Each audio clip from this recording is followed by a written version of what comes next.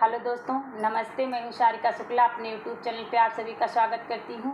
आज आप लोगों को मैं एक कजरी गीत सुनाने जा रही हूँ। जब भाई लोग गुड़िया पीटते हैं, हम लोगों के यहाँ बहन लोग गुड़िया डालने जाती हैं, उसी समय का गीत है। आप लोग सुनिए, आनंद लीजिए। मेरे चैनल को लाइक शेयर सब्सक्राइब कीजिए और कमेंट में बताइए कैसा लगा।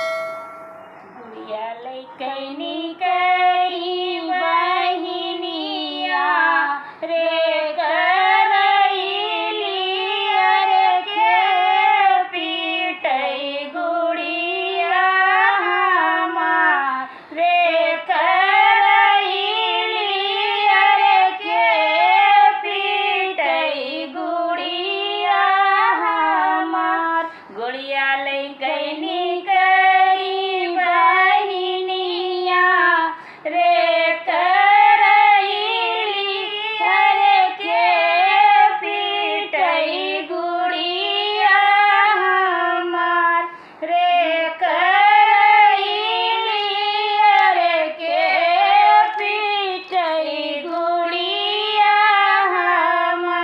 छड़िया लइके